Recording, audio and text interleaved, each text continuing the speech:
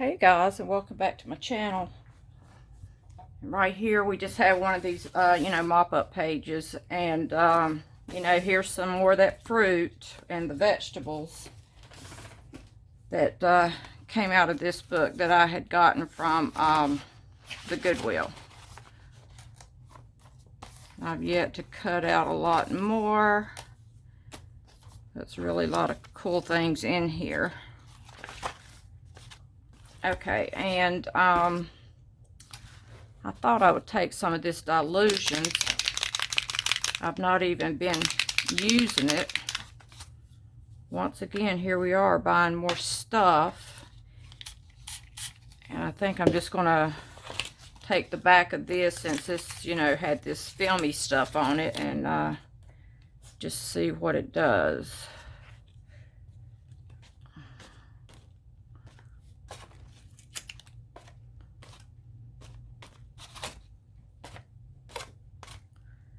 I think I wanted more of a blue effect in the background, but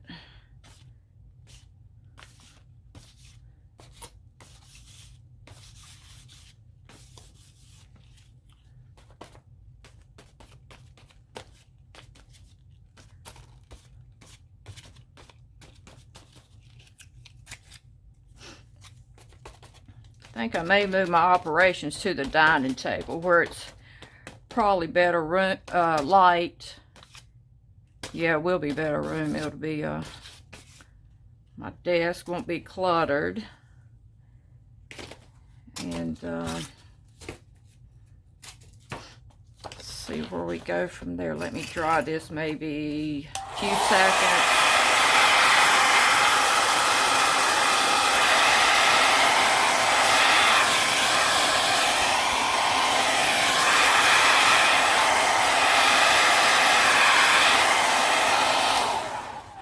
I think it may have wanted more of a blue. I think I'll put some of this vibrant turquoise, and maybe get a baby wipe, and let's see how that does. I think I'll put on a glove. Actually, the funniest thing happened to me the other day. I was playing around with those stamps and that archival ink. And actually, I had dropped one. Allie, what are you doing? I had dropped one in my lap. So, your reaction is to close your legs. So then it tattooed the inside of my leg. I thought that's so weird. And it's going to take forever. It's not like you... you're washing your hands every day. It's not like that. Yeah, I wanted this to kind of be, I didn't want it to be so blue. I wanted it to be more translucent. I guess I should have used my watercolor if I was going to do that then, huh?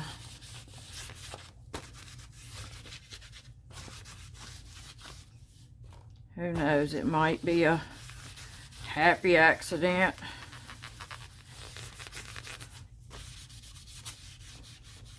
I think I'll wipe these off because they're so slick. You can do that with a baby wipe.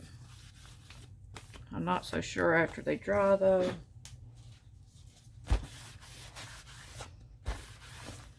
So that's pretty neat that you can at least still wipe them off.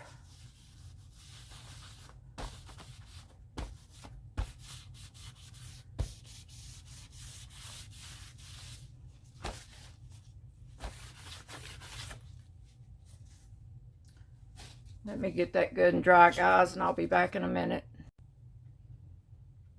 Okay, here we are back, and wow, I can say that really just dried out really good. I love how the colors turned out. Okay, guys, you got me. So I changed pages completely. I've had this one done for a couple weeks now, but I just took the blue paint with a credit card. Made my little hashtaggy signs. And we'll try to proceed. And I got another watercolor over here I'm working on. Dang it. Can't get this bottle to work.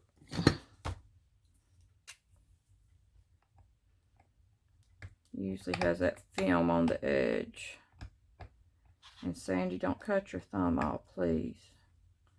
Honey, don't cut your thumb off. Okay.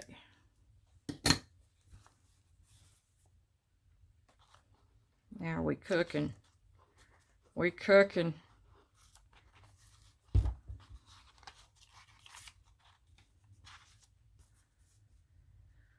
Me.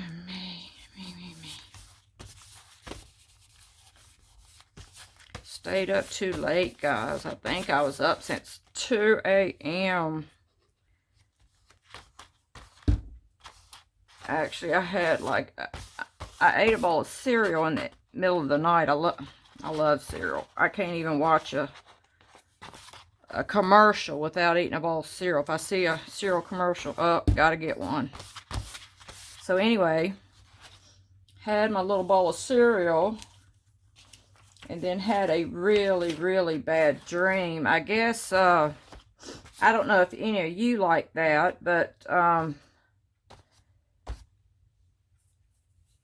if I go to sleep, I fell asleep on the couch, and, you know, it's like whatever I'm listening to while I'm asleep, my brain takes that on.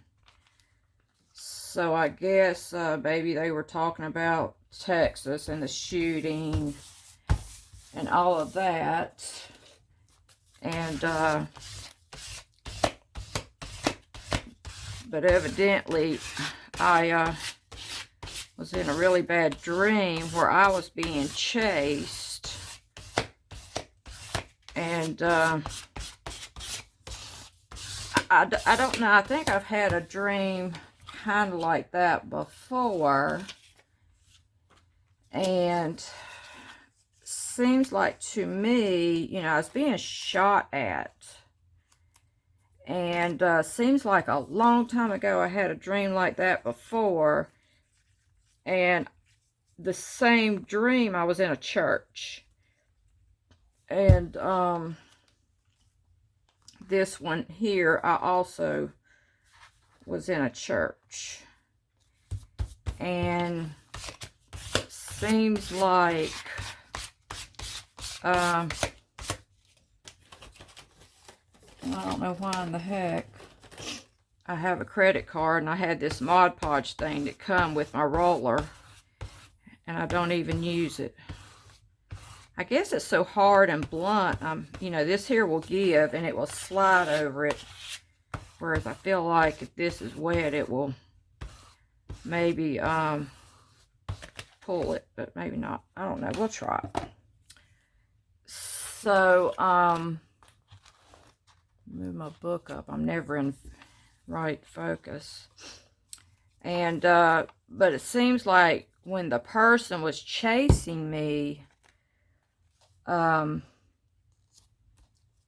that I had ran up underneath my bed at the house I grew up in, which I've always had dreams of, you know, a lot of them of the house I grew up in.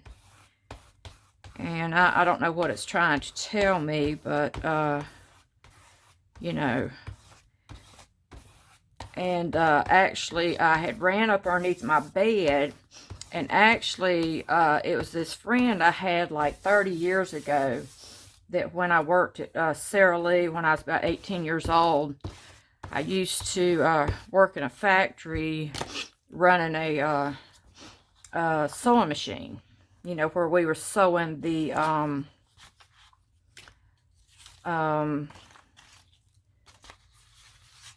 think I meant to put that under there. But we were sewing the pantyhose. And I think they just splattered on me. where we was sewing the pantyhose on a sewing machine. Back in the day, you know, that's how you did it. Back in the 80s. I think it's real interesting how a pair of pantyhose is sewn. You know, nobody wears them these days, but actually when you I'll try to explain it to you best I know how, if anybody cares to know. But I'm going to take these two knives here as an example. When you start out with two pantyhose, you know how women used to wear the stockings that you pulled up to your thigh. And just pretend these are two of those really long stockings. And that's how long they are. They go, actually this goes up to your waist, and down here's the toe. But it's two long socks is what you start with. And then you know, here's the sewing machine sewing. Well, it's cutting as it's sewing. You know, it cuts one side, sews the other. But anyway, you're cutting down this side to where, and the crotch is called a gusset. So you sew down the middle, you know, it's cutting it. So now you have one pair that's cut open all the way down here. So then, you know, just pretend this is sliced open like this. So now you're laying this one on this one. Well, you lay it over here because I'm right-handed. So this one's cut open, you know, and it's got the little loop down here. So you lay the round one now on top of this one. And it's hard to imagine, but then, so you put it on there. No, wait a minute, you put this on the bottom, that's how it goes. And then you put this one on top, that's how it goes. Lord, this was when I was 18. So then you put this one on top. So now you're cutting down this one at the same time you're sewing on this one. So you're going to lay this over here on this side of the one that's cut open. And no, this is the one that's not cut open. Sorry, I keep going back and forth. Okay, so then you're going to lay the one that's cut open. And you got to hold this one, put your hand down in the sock, and guide this one while you're holding this one. And you're going to line it up, and then what you do is you come down here and hold it in the circle that you've cut open down here. You hold it way down here. And so it's sewing these two together. And when it gets down here, now you got two that's cut open. So then now you coming up the other side. So, you know, you'll rotate it and you'll come up the other side. So now you've got a whole pair of pantyhose. Oh, and by the way, when you get down here, you got to lay in a gusset, which the gusset actually looks like this, as a matter of fact. It's just like a diamond shape. And I know nobody followed me on that one, but it's a gusset. It's a diamond shaped gusset. And when you get down here, you know, with the two split open, and so now this side is sewed together, and I'm dropping in a gusset. So I got a whole pile of them over here. I think it's about 180 diamond shaped gussets. You can go look at your crotch and your pantyhose. And then you're going to lay that on there, and then I'm going to sew that in there and flip it around and come back up the other side. And then you have to, we had a little like roller on this side, like a tape roll with the labels in them, and then you'd pull off a label and you would have to fold it with one hand, stick it on there, and then sew it on off. But anyway, it took like 16 weeks to learn how to do that. So then my mom had actually got me on there. That was in Winston-Salem. And my mom had actually got me on there coming out of high school. And she had been doing that for 20 years. She was, and then I think she was a toe closer at one time, where they just, you know, sewed only the toes. And so then,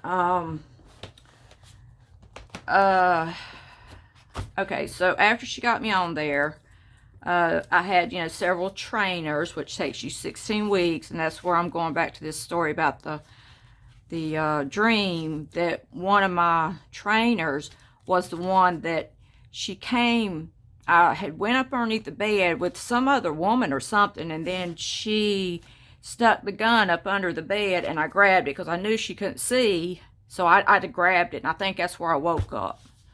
I don't know if I woke up because I jolted myself or what, but that's what happened. And then I stayed there for, I don't know, it was close to 20 years. So, you know, then that's when they were closing their doors. They were no longer making, well, pantyhose, but we had, you know, at one time, we had exclusive rights to the pantyhose that stewardess wore. At one time, we had exclusive rights because it was a certain color they had to have. So if anybody out there is a stewardess, or you know a stewardess, ask them if they wore pantyhose back in the 90s. And probably, well, going all the way up to the late 90s, that they would have wore those hose. I think it was American Airlines. It may have been all of them, but all I knew at that time, maybe American Airlines. But anyway, so then we had went to automation, sewing the whole pair of pantyhose on automated machinery. This was, I'm trying to think, let's see, 89, 90, I'm gonna say maybe in like 87, 88, something of that nature. I'm thinking long in there. And we went to automation. In automation, you should have seen then how it sewed a pair of pantyhose. But actually, it was on that show, How It's Made, if anybody wants to go out there and look at it. But anyway, it's very interesting where, you know, you have these two, you know, you have two wire handles. It comes like this. And you'll slide, you know, I said you had those two long stockings, so you'll slide one on the bottom and you'll slide one on the top. Pretend like this is a top and a bottom. And you'll slide one up here. It's a little mark up there. And you'll slide one down here. And supposedly there's a little red light right there. And when you slide the second one up there, it reads it and it moves. I think there's maybe, it's a turning table. So maybe about 6 of those can be loaded all the way around this table. So this table's going around. And once it gets over here, these thing here, it's split in the middle, it starts splitting open once it moves to the second part, you know, and then you're over here, all you're doing is just standing there loading. And then this here, when it goes around, it opens up. And when it opens up, it's pinched, it's cut down through the middle, and it's pinched, both those two sides. So then the sewing machine comes down here and sews all the way around. But it leaves that hole right here in the middle for the gusset. So then, you know, they're traveling around. So when it gets on the back side over here, then it will put a label in. And that's randomly. You have to watch it, even though you're over here loading these every second you're loading one. You're having to watch way over there, about, I'd say 3.5 feet over from here is a label machine that's constantly coming down, dropping a label in. And you're having to watch that over there as well as watch what you're doing over here. So then it rotates over here to the next phase. And it's got this really long tube that's sticking down. We're going to say this is the tube that's sticking down like this. Your stocking comes around and it sucks the outside up here, and it sucks the two legs up through the middle. So when it does that, then it leaves that hole that it cut for the crotch right here. So Okay, the legs are up the middle. The panty part is out here. So then the sewing machine comes and drops a gusset right there and sews it around. And then when it goes around over here, then it will, you know, drop the pantyhose over to the next machine. And my machine was in the middle. There was two girls on the outside doing those two machines. It was two big round ones here and two big round ones over here. And mine was straight in the middle. Mine was called a toe closer. And that was a whole nother feat in itself, a toe closer. So, anyway, that was very interesting that, you know, both of these two machines, I had a basket sitting beside of me, and both of their machines had a really long, here we go again with these, two long suction tubes that would release like this, and two stockings would drop in a bin here and a bin here. Two stockings would drop. They would drop, I don't know, maybe every 6 seconds or something like that. Both of them would be filling up, and here I was loading this toe closer. So anyway, but that's another feat in itself. And Lord have mercy, we did that for the longest times until they started saying, that's not automated enough. So, then, they went to something that was even more high-tech, and, that was something else in itself. I think when they went to really high-tech, you did, I'm going to say nearly 7,000 stockings a night in one shift. And some people, some of the guys we had on a shift, they didn't even stop for their break or anything. And I see why now. I was supposed to have that other page, actually. I can find the other page. Forget what I had. Remember the potatoes was on there, and I had this here. Actually, it was by accident, but when I put it together, you know, I wasn't even thinking about the hand reaching for the potatoes, but I'm gonna stick it on here anyway. I'll just have to find something to take its place. Come on now. Can't do me like that.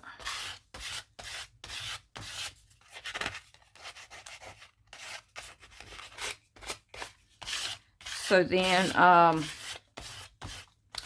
I think it was like, let's see.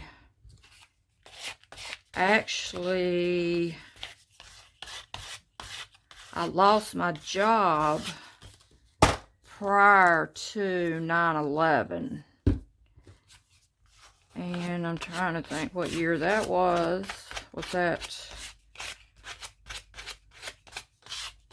Let's see, 2000, was that 2000, guys? Something like the 2001, something like that, guys. Trying to think, but actually, I had lost my job because, you know, the pantyhose industry had tanked, and I remember my manager coming around, you know, he was always kidding. He said, look what y'all done to the pantyhose industry. None of y'all wearing pantyhose anymore. And I flipped his shirt collar, and I said, and look what you done to the tie industry. Nobody's wearing ties anymore either. And he just laughed. He just got the biggest kick out of that. He had forgot that they weren't wearing ties anymore, but I did, because I always thought, you know, he looked so good in a tie, but here he was no longer wearing ties. And, but anyway, actually, I had, when I was laid off, actually is when 9/11 hit. I was actually at home. I'm trying to think what year that was, because I'm going to say 2001. September 11th, 2001. Or either 2000. But anyway, I was at home, actually. And me and my husband that I'm with now, we, hadn't been living together long. And I was laid off, and he was having to go to work, and I was at home, and I didn't have a clue anything was going on. And my son was living with me at the time, and my ex had called me and said, "Where's Ron?" I said, "Why?" He said, "'Cause do you know what's going on?" I said, "No." And he said, "Turn the TV on." And I was watching Crossing Over with John Edwards, actually. And they didn't even cut in on that station. And I said, "Oh my God," I couldn't believe it. And I think just as I turned it on, I think the second plane was hitting. And he was scared for, my ex had called me. He was scared for Ryan's life. And I said, "Why? Is something going to be happening here?" And he was scared. And he said, "The country's in chaos." And, So anyway, but anyway, it was pure chaos. But then, I started working for this other company, actually, and they were the company that made the airline covers for the seats that I started working for. And actually, they hired me to work for them when they were tanked out. Airlines had shut down, people stopped. It was like a pandemic, scarce-wise across the board for airlines. Nobody wanted to fly anymore. Nobody knew what to do. We didn't know what was going on. So they had tanked out, but they had hired me when they had tanked out because they knew they would turn around sooner or later. And it was a little place in Rural Hall, North Carolina, that was making, they made the fabric for furniture places, and High Point, which, we had the largest furniture factory here in High Point. And we're supposed to be the furniture capital of the world. But anyway, in High Point, North Carolina, which isn't far from here. And we did fabric for cruise ships. We did fabric for rail cars, and all kinds of airlines worldwide we did fabric for. And it was just freaking hard to keep up with all the different fabrics and what have you for this airline. And I started out in the mending department and moved over to inspection, and I just kept moving my way up. But inspecting all these fabrics and all these colors, and working with different departments with inspection, the lab, and you would not believe what all goes into producing just one for American Airlines. If you look up American Airlines, that one famous pattern that everybody sees, it's like a triangle for, to represent the A. We had exclusive rights to that. No one else could produce for American Airlines. And, just one, we had tons and tons of different airlines, different rails, different cruises, different, for furniture. And so then the furniture industry was tanking out. So we started losing, furniture fabric, customer orders and stuff like that. But it just started going down and down and down. We started losing some on the cruise end. We started losing, some on the airline industry. And but to see all the colors come through there, and it's just, you know, just say like this is a piece of fabric, guys. I mean, you know, it ain't just one color.